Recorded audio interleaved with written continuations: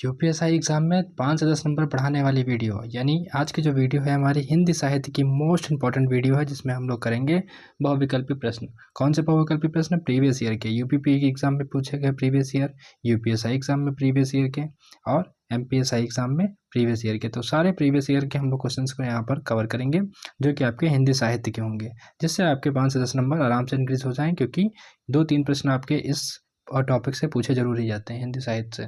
तो उसको हम लोग यहाँ पर कवर करते हैं। तो चलिए शुरू करते हैं।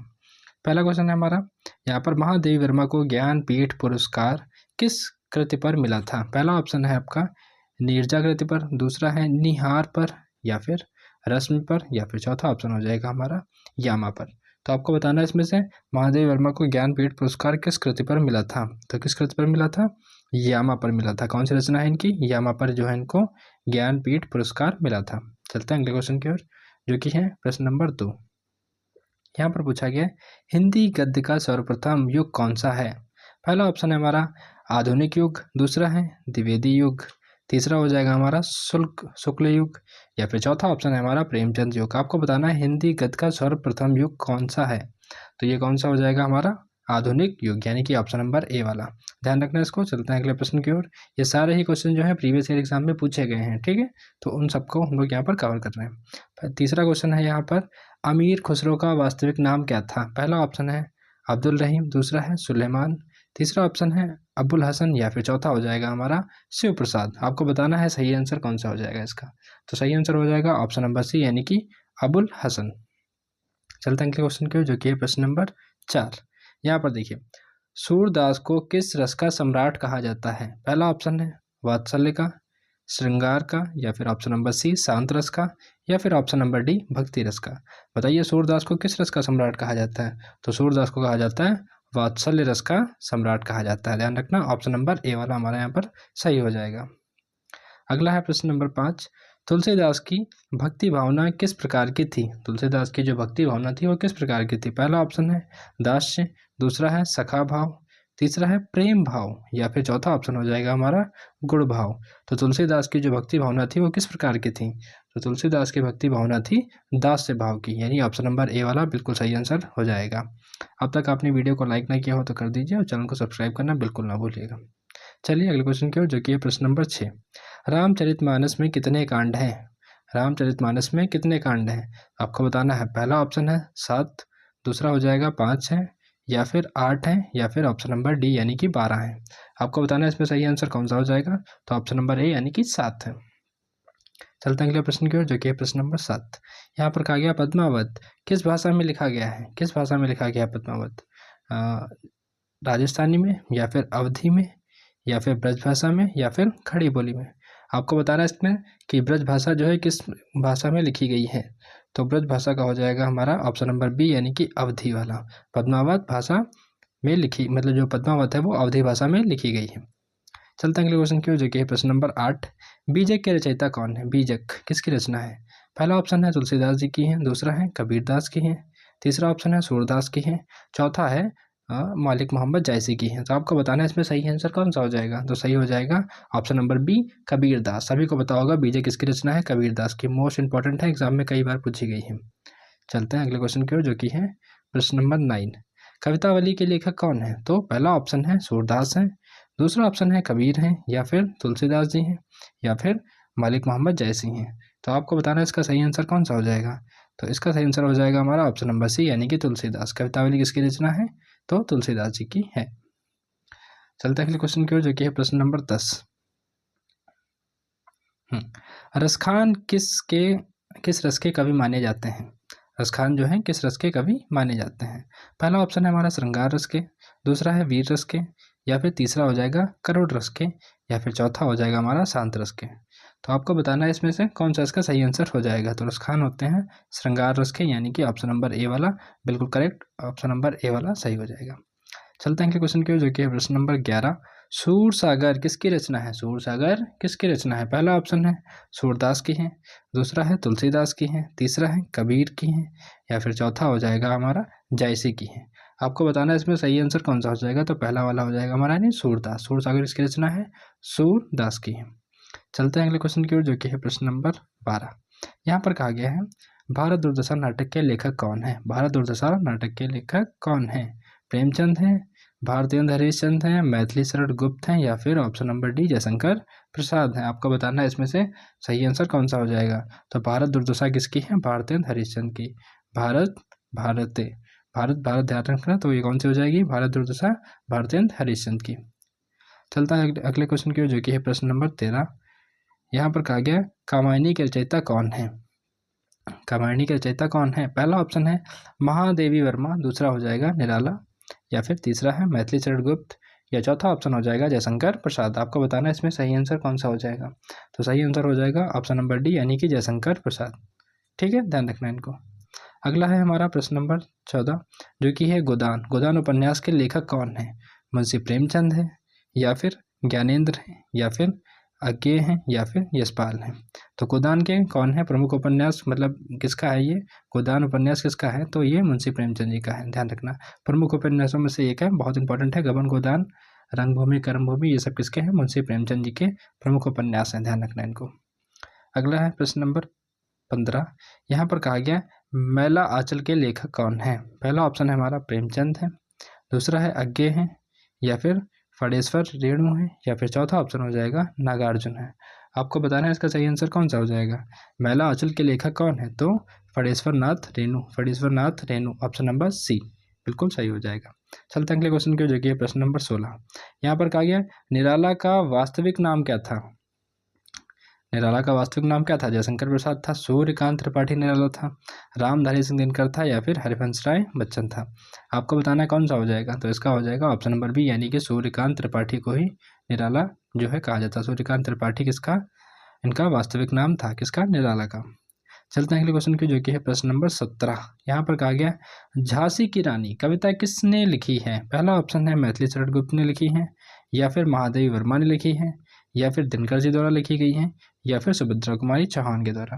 तो आपको बताना है इसका सही आंसर कौन सा हो जाएगा। झांसी की रानी ऑप्शन नंबर डी, यानी कि सुभद्रा कुमार चौहान। ध्यान रखना इसको, option number D Subhadra Kumari Chauhan. ये सारे क्वेश्चन इंपॉर्टेंट है, इस वीडियो को एक दो बार देख लीजिएगा, आपके एग्जाम में एक दो क्वेश्चन यहीं से रिपीट होंगे, क्योंकि इसमें सारे कवर किए गए यूपीपी के पूछे गए क्वेश्चन को प्रीवियस ईयर हैं। ठीक है, ध्यान रखना। साकेत के रचयिता कौन है? तो प्रसाद है। अगला कौन सा हो जाएगा? ऑप्शन नंबर बी निराला, या फिर ऑप्शन नंबर सी कौन सा हो जाएगा? मैथिली शरण गुप्त, या चौथा ऑप्शन है हमारा दिनकर। आपको बताना है साकेत के रचयिता कौन है। साकेत किसकी रचना है? तो साकेत है मैथिली शरण गुप्त की रचना। इंपॉर्टेंट है, ध्यान रखना, कई बार एग्जाम में पूछी गई है। मैथिली शरण गुप्त की है। कौन सी? साकेत। अगला है प्रश्न नंबर 19, जो कि मोस्ट इंपॉर्टेंट है। उर्वशी महाकाव्य के लेखक कौन है? पहला ऑप्शन है जयशंकर प्रसाद, दूसरा है रामधारी सिंह दिनकर, या फिर मैथिली शरण गुप्त, या चौथा हो जाएगा हरिवंश राय बच्चन। आपको बताना है इसमें सही आंसर कौन सा हो जाएगा। तो उर्वशी किसकी रचना है? उर्वशी है ऑप्शन नंबर बी, यानी कि रामधारी सिंह दिनकर जी की प्रमुख रचना है, महाकाव्य है। अगला है प्रश्न नंबर 20। यहाँ पर कहा गया मधुशाला के रचयिता कौन है? मधुशाला के रचयिता कौन है? पहला ऑप्शन है हमारा पंत है, या फिर हरिवंश राय बच्चन है, या फिर कांत त्रिपाठी निराला है, या फिर चौथा हो जाएगा रामधारी सिंह दिनकर जी। तो आपको बताना है इसमें सही आंसर कौन सा होगा। तो इसका सही हो जाएगा हरिवंश राय बच्चन, यानी कि ऑप्शन नंबर बी वाला बिल्कुल करेक्ट। चलते हैं अगले क्वेश्चन की ओर, जो कि है प्रश्न नंबर 21। यहाँ पर कहा गया चित्रलेखा उपन्यास के लेख किसने लिखा है, मतलब किस चित्रलेखा नाम का उपन्यास किसके द्वारा लिखा गया है? पहला ऑप्शन है भगवती चरण वर्मा, दूसरा है मुंशी प्रेमचंद, या फिर अज्ञेय के द्वारा, या फिर ज्ञानेंद्र के द्वारा। आपको बताना सही आंसर कौन सा हो जाएगा। ये सारे ही क्वेश्चन बहुत इंपॉर्टेंट है आपके एग्जाम के लिए। तो चित्रलेखा उपन्यास किसके द्वारा लिखा गया? ऑप्शन नंबर ए भगवती चरण वर्मा। ध्यान रखना इसको। चलते हैं अगले प्रश्न की ओर, जो कि है प्रश्न नंबर 22। गबन उपन्यास के लेखक कौन है? गबन उपन्यास के लेखक कौन है? तो आप सभी को पता होगा, मुंशी प्रेमचंद। गबन गोदान कर्मभूमि रंगभूमि ये सब किसके हैं? मुंशी प्रेमचंद के हैं। ध्यान रखना, काफ़ी इंपॉर्टेंट है। अगला है प्रश्न नंबर 23। कन्यादान कन्यादान कहानी के लेखक कौन है? कन्यादान कहानी के लेखक यशपाल हैं, मुंशी प्रेमचंद हैं, अज्ञेय हैं, या फिर ज्ञानेंद्र कुमार हैं। आपको बताना है इसका सही आंसर कौन सा हो जाएगा। तो सही हो जाएगा कन्यादान जो है कहानी के लेखक कौन है? तो ज्ञानेंद्र कुमार, यानी कि ऑप्शन नंबर डी वाला बिल्कुल सही हो जाएगा। ज्ञानेंद्र कुमार जो हैं उन्होंने ही लिखा है कन्यादान नाम की कहानी। ठीक है, ध्यान रखना इसको। अगला है प्रश्न नंबर 24। आषाढ़ का एक दिन, बहुत इंपॉर्टेंट है। आषाढ़ का एक दिन नाटक के लेखक कौन है? जयशंकर प्रसाद हैं, लक्ष्मी नारायण मिश्र हैं, मोहन राकेश हैं, या फिर option number D Dharamvir Bharati हैं। आपको बताना है इसमें सही आंसर कौन सा हो जाएगा। तो किसके द्वारा लिखा गया है आषाढ़ का एक दिन, तो आषाढ़ का एक दिन नाटक मोहन राकेश जी के द्वारा लिखा गया है, जो कि काफ़ी फेमस नाटक है, काफ़ी इंपॉर्टेंट है, ध्यान रखना एग्जाम के लिए। मोहन राकेश ने लिखा है किसको, आषाढ़ का एक दिन। अगला क्वेश्चन है जो कि है प्रश्न नंबर 25। इसमें कहा गया है अंधा युग नाटक के लेखक कौन है। पहला ऑप्शन है हमारा मोहन राकेश है, या फिर जयशंकर प्रसाद जी हैं, या फिर तीसरा ऑप्शन है हमारा लक्ष्मी नारायण मिश्र, या फिर चौथा हो जाएगा धर्मवीर भारती।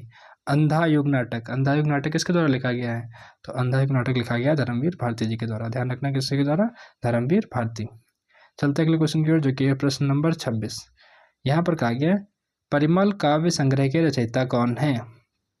परिमल काव्य संग्रह के रचयिता कौन है, महादेवी वर्मा है, सुमित्रा नंदन पंत है, सूर्यकांत त्रिपाठी निराला है, या फिर रामधारी सिंह दिनकर हैं। तो परिमल जो काव्य संग्रह है इसके रचयिता कौन है यहाँ पर, तो कौन हो जाएगा, सूर्यकांत त्रिपाठी निराला। ध्यान रखना कौन, ऑप्शन नंबर सी वाला सूर्यकांत त्रिपाठी निराला, जिन्होंने इनका काव्य संग्रह है कौन सा, परिमल। अगला है क्वेश्चन नंबर 27 जो कि है पल्लव के रचयिता कौन है। सूर्यकांत त्रिपाठी निराला है, या फिर option number B Mahadevi Verma है, या फिर option number C Ramdhari Singh Dinkar हो जाएगा, या फिर option number D Sumitra Nandan Pant हो जाएगा। तो यहाँ पर सही आंसर हो जाएगा हमारा ऑप्शन नंबर डी यानी कि सुमित्रा नंदन पंत। ध्यान रखना इसको। चलते हैं अगले क्वेश्चन की ओर जो कि है प्रश्न नंबर 28। रश्मि रथी किसकी रचना है, ये तो रिपीट करके बताइए, रश्मि रथी किसकी रचना है, तो ये किसकी हो जाएगी, रामधारी सिंह दिनकर की। काफ़ी इंपॉर्टेंट है, कई बार एग्जाम में पूछी जा चुकी है। अब चलते हैं अगले क्वेश्चन की ओर जो कि है प्रश्न नंबर 29। यामा काव्य संग्रह किसके हैं। यामा काव्य संग्रह किसका है, महादेवी वर्मा का, सुमित्रा नंदन पंत का, सूर्यकांत त्रिपाठी निराला का, या फिर जयशंकर प्रसाद का। आपको बताना है इसमें सही आंसर कौन सा हो जाएगा। अभी हम लोगों ने पढ़ा सबसे पहला क्वेश्चन यही था। तो यामा किसकी रचना है, ऑप्शन नंबर ए महादेवी वर्मा की। ध्यान रखना इसको, किसकी है, महादेवी वर्मा की। अगला क्वेश्चन है हमारा प्रश्न नंबर 30। कामायनी किस काव्यधारा से संबंधित है। कामायनी किस काव्यधारा से संबंधित है। पहला ऑप्शन है रीतिकाल से, दूसरा है छायावाद से, तीसरा ऑप्शन हो जाएगा हमारा भक्ति काल से, या फिर चौथा हो जाएगा आधुनिक गद्य से। बताइए इसका सही आंसर कौन सा हो जाएगा। तो किससे संबंधित है, तो छायावाद से संबंधित है, यानी कि कामायनी किससे संबंधित है, छायावाद से। ऑप्शन नंबर बी, ध्यान रखना इसको। अगला है प्रश्न नंबर 31। चंद्रकांता उपन्यास के लेखक कौन है। पहला ऑप्शन है प्रेमचंद है, दूसरा ऑप्शन है देवकी नंदन खत्री हैं, या फिर ऑप्शन नंबर सी भगवती चरण वर्मा हो जाएगा, या फिर option number D Gyanendra Kumar. तो आपको बताना है इसमें सही आंसर कौन सा हो जाएगा। तो इसका सही हो जाएगा ऑप्शन नंबर बी देवकी नंदन खत्री, जो हैं किसके रचयिता हैं, चंद्रकांता उपन्यास के। ध्यान रखना इसको। अगला है प्रश्न नंबर 32। यहाँ पर कहा गया भारत भारती के रचयिता कौन है। भारत भारती के रचयिता कौन है। पहला ऑप्शन है मैथिली चरण गुप्त, दूसरा है रामधारी सिंह दिनकर, सूर्यकांत त्रिपाठी निराला, या फिर सुमित्रा नंदन पंत। अब आपको बताना है भारत भारती के रचनाकार कौन है। तो भारत भारती के रचनाकार हो जाएगा यहाँ पर मैथिली चरण गुप्त। ध्यान रखना किसकी रचना है, मैथिली चरण गुप्त की। अगला है हमारा प्रश्न नंबर 33। गोदान का प्रमुख पात्र कौन है। जो प्रमुख पात्र है कौन है, होरी है, या फिर घेसु है, या माधव हो जाएगा ऑप्शन नंबर सी, या फिर ऑप्शन नंबर डी धनिया है। तो आपको बताना है इसमें से उसका जो मुख्य पात्र कौन है, तो होरी है। मुख्य पात्र कौन है, होरी है। काफ़ी अच्छा उपन्यास है, कभी टाइम मिले तो पढ़िएगा जरूर गोदान। अगला है प्रश्न नंबर 34। चलिए यहाँ पर देखते हैं सेवा सदन उपन्यास के लेखक कौन है। ये भी जो है मुंशी प्रेमचंद जी का है। तो सेवा सदन भी किसका है, मुंशी प्रेमचंद जी का। गबन, गोदान, रंगभूमि, कर्मभूमि और ये सेवा सदन, ये सारे ही जो है प्रमुख उपन्यास हैं किसके, मुंशी प्रेमचंद के, और बहुत ही इंपॉर्टेंट है, एग्जाम में कई बार पूछे जाते हैं, और आपके यूपीएससी एग्जाम में भी देखना किसी न किसी चैप्टर में जरूर पूछे जाएंगे। तो इसको पढ़ के जाइएगा, एज इट इज़ आपको एग्जाम में देखने को मिलेंगे। अगला है हमारा 35 नंबर प्रश्न। यहाँ पर पेमाश्रम किसकी रचना है। पहला है हमारा मुंशी प्रेमचंद जी की है, दूसरा है इलाचंद जोशी है, या फिर तीसरा ऑप्शन हो जाएगा हमारा ज्ञानेंद्र कुमार, या फिर अज्ञे। तो आपको बताना है इसका सही आंसर कौन सा हो जाएगा। तो इसका सही आंसर हो जाएगा ऑप्शन नंबर ए, प्रेमाश्रम किसकी रचना है, तो मुंशी प्रेमचंद जी की रचना है। ध्यान रखना। अगला है प्रश्न नंबर 36। यहाँ पर झूठा सच उपन्यास के लेखक कौन है। पहला ऑप्शन है हमारा अज्ञे हैं, या फिर यशपाल हैं, या फिर ज्ञानेंद्र हैं, या फिर भगवती चरण वर्मा है। झूठा सच किसकी रचना है, तो झूठा सच रचना है ऑप्शन नंबर बी यशपाल की। ध्यान रखना किसकी है, यशपाल की। चलते हैं अगले क्वेश्चन की ओर जो कि है प्रश्न नंबर 37। यहाँ पर कहा गया त्यागपत्र उपन्यास के लेखक कौन हैं? ज्ञानेंद्र कुमार हैं, मुंशी प्रेमचंद हैं, या फिर अज्ञे हैं, या फिर यशपाल हैं। आपको बताना है त्यागपत्र एक उपन्यास है जिसके लेखक कौन है। तो इसके लेखक हैं option number A Gyanendra Kumar ji के द्वारा लिखा गया है, ज्ञानेंद्र कुमार जी। ध्यान रखना त्यागपत्र किसका है? ज्ञानेंद्र कुमार का है। अगला प्रश्न है प्रश्न नंबर 38। ये सारे प्रश्न आपके एग्जाम के लिए बहुत इंपॉर्टेंट है क्योंकि ये सभी PYQs हैं, ध्यान रखना, और PYQs में से ही रिपीट करेंगे। अगला है शेखर एक जीवनी के लेखक कौन है? शेखर एक जीवनी के लेखक कौन है? तो पहला ऑप्शन है यशपाल है, दूसरा है अज्ञे हैं, या फिर ज्ञानेंद्र है, या फिर चौथा ऑप्शन हो जाएगा प्रेमचंद्र है। आपको बताना है शेखर एक जीवनी के लेखक कौन है। तो यहाँ पर 38 नंबर का हमारा कौन सा सही हो जाएगा? शेखर एक जीवनी के लेखक अज्ञे हैं, यानी कि ऑप्शन नंबर बी वाला हमारा सही हो जाएगा। चलते हैं अगले क्वेश्चन की ओर, जो कि है प्रश्न नंबर 39। तो यहाँ पर प्रति परिकथा के लेखक कौन हैं? रेणु हैं, फणेश्वर नाथ रेणु जी हैं, या फिर नागार्जुन है, या फिर अज्ञे हो जाएगा, या फिर ऑप्शन नंबर डी ज्ञानेंद्र। आपको बताना है इसमें सही आंसर कौन सा हो जाएगा। तो इसका सही आंसर हो जाएगा फणेश्वर नाथ रेणु, यानी कि ऑप्शन नंबर ए प्रति परिकथा के लेखक कौन है। तो ऑप्शन नंबर ए फणेश्वर नाथ रेणु। ध्यान रखना। अगला क्वेश्चन है प्रश्न नंबर 40। यहाँ पर हम पढ़ेंगे कुरुक्षेत्र काव्य के रचयिता कौन है। आपसे पूछा गया है कि कुरुक्षेत्र काव्य के रचयिता कौन है। पहला ऑप्शन है निराला है, या फिर रामधारी सिंह दिनकर हैं, या फिर option number C Sumitranandan Pant हैं, या फिर ऑप्शन नंबर डी गुप्त, यानी कि मैथेसट गुप्त जी। तो आपको बताना है कुरुक्षेत्र काव्य किसकी रचना है। काफ़ी इंपॉर्टेंट है, कई बार एग्जाम में पूछा गया है, तो ध्यान रखना है इसको। तो कुरुक्षेत्र किसकी रचना है? Option number B Ramdhari Singh Dinkar की, रामधारी सिंह दिनकर की। अगला है हमारा प्रश्न नंबर 41। सूरसागर किस काल की रचना है? सूरसागर किस काल की रचना है? तो पहली बात किसकी रचना है? तो सूरदास जी की रचना है। और किस काल की रचना है? तो रीतिकाल की है, भक्तिकाल की है, आधुनिक काल की है, या फिर द्विवेदी युग की है। आपको बताना है कि इसमें सही आंसर कौन सा हो जाएगा। तो इसका सही आंसर हो जाएगा हमारा ऑप्शन नंबर बी, यानी कि भक्ति काल की। सूरसागर किसकी है? भक्ति काल की रचना है। अगला है प्रश्न नंबर 42। रीतिकाल को किस नाम से भी जाना जाता है? पहला ऑप्शन है हमारा श्रृंगार काल, दूसरा है भक्ति काल, या फिर तीसरा हो जाएगा वीर गाथा काल, या फिर चौथा ऑप्शन हो जाएगा हमारा आधुनिक काल। कई बार एग्जाम में पूछा गया रीतिकाल को किस नाम से जाना जाता है। इंपॉर्टेंट क्वेश्चन है आपके एग्जाम के लिए, बहुत इंपॉर्टेंट है। तो ये इसका हो जाएगा ऑप्शन नंबर ए श्रृंगार काल। रीतिकाल को किस नाम से जाना जाता है? तो श्रृंगार काल के नाम से भी जाना जाता है। अगला है हमारा प्रश्न नंबर 43। यहाँ पर पूछा गया भक्ति काल का प्रारंभ किस शताब्दी में माना जाता है। पहला ऑप्शन है 14वीं शताब्दी में, या फिर 15वीं शताब्दी में, या फिर तीसरा ऑप्शन 16वीं शताब्दी, ये लास्ट वाला ऑप्शन है, यानी कि चौथा ऑप्शन है हमारा 17वीं शताब्दी। आपको बताना है इसमें सही आंसर कौन सा हो जाएगा। तो सही आंसर हो जाएगा हमारा ऑप्शन नंबर ए, यानी कि 14वीं शताब्दी। ध्यान रखना भक्ति काल का प्रारंभ किस शताब्दी में माना जाता है? तो 14वीं शताब्दी से इसका प्रारंभ माना जाता है।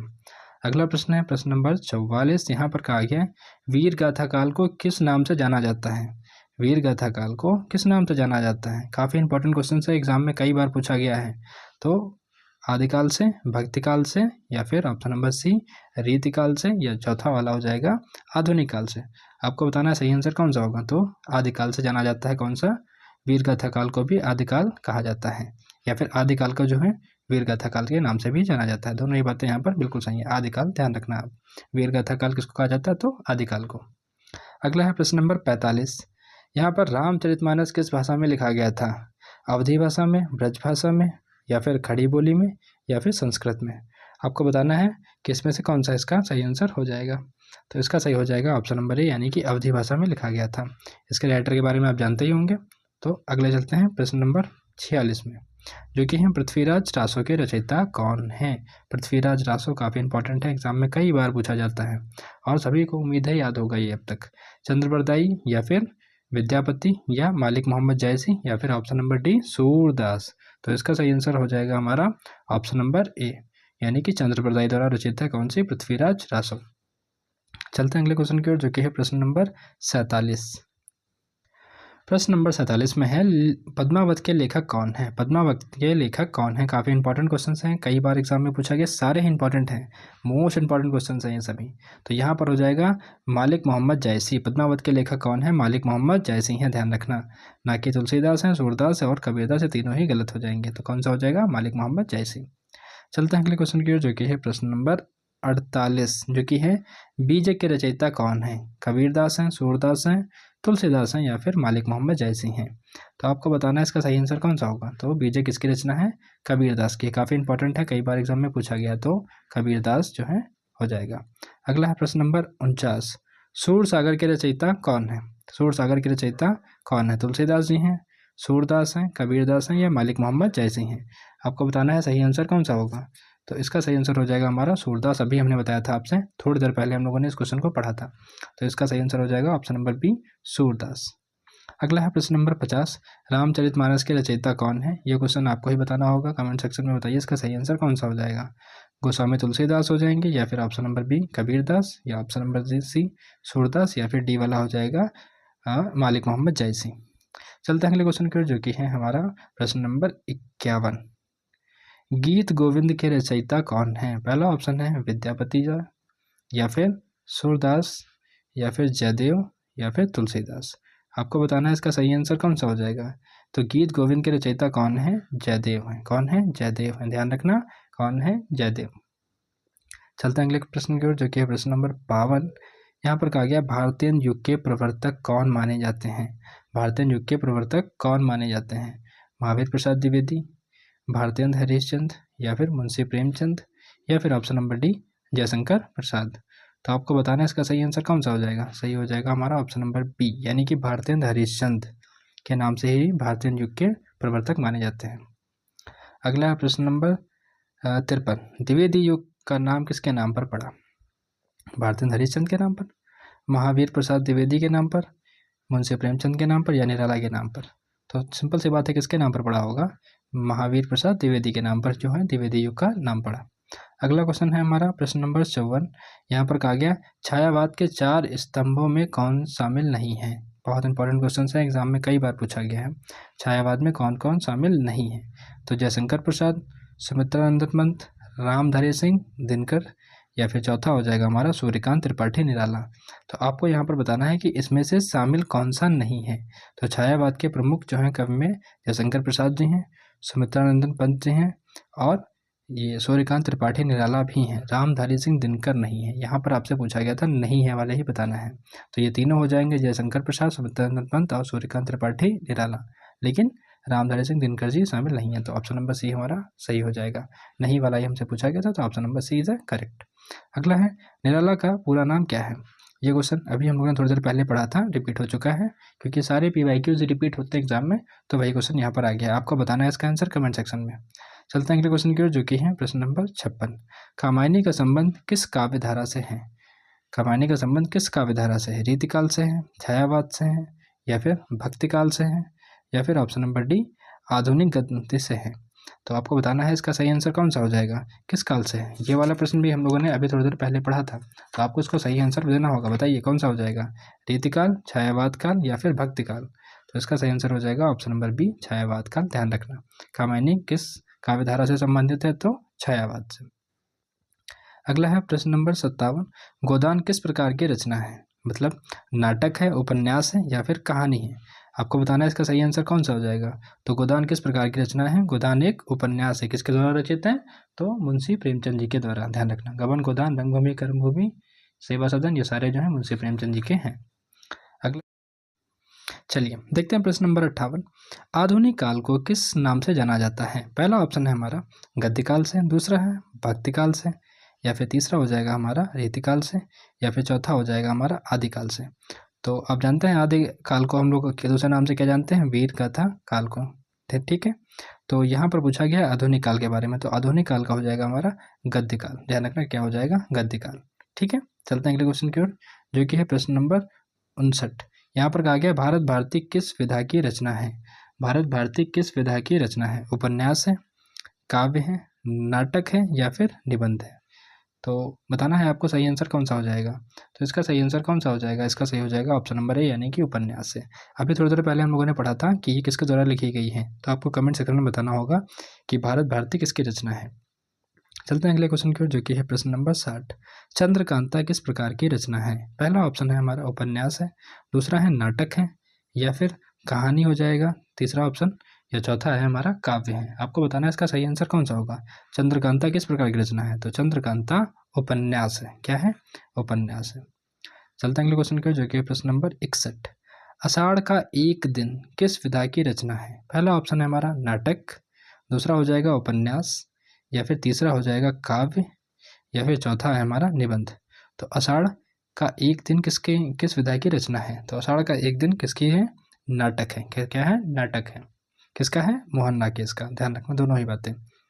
अगला है प्रश्न नंबर 62। रश्मिरथी किस विधा की रचना है, तो काव्य की है, उपन्यास है, या फिर नाटक है, या फिर कहानी है। तो रश्मिरथी रामधारी सिंह दिनकर जी के द्वारा किसकी रचना है ये, तो उनकी है। और कैसा काव्य है आपको बताना है, यानी कि किस विधा की रचना है। तो ये हमारी है ऑप्शन नंबर ए, यानी कि काव्य। रश्मिरथी किस विधा की रचना है, तो काव्य। अगला है प्रश्न नंबर 63। मैला आंचल किस प्रकार की रचना है। पहला ऑप्शन है हमारा नाटक, दूसरा हो जाएगा उपन्यास, या फिर काव्य, या फिर निबंध संबंधी है। तो आपको बताना है इसका सही आंसर कौन सा हो जाएगा, तो सही हो जाएगा हमारा ऑप्शन नंबर बी, यानी कि उपन्यास। मैला आंचल किस प्रकार की है, तो ये उपन्यास है। ध्यान रखना, मैला आंचल उपन्यास है।